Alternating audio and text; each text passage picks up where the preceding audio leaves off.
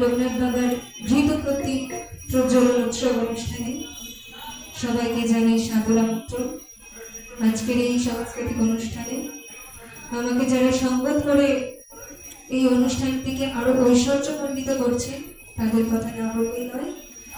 আমি পরিচয় করিয়ে দিতে চাই, যদিও তারা তাদের নিজস্ব পরিচয় বলে। তবলায় আছে আমাদের পীযূষ কাপিওয়ার।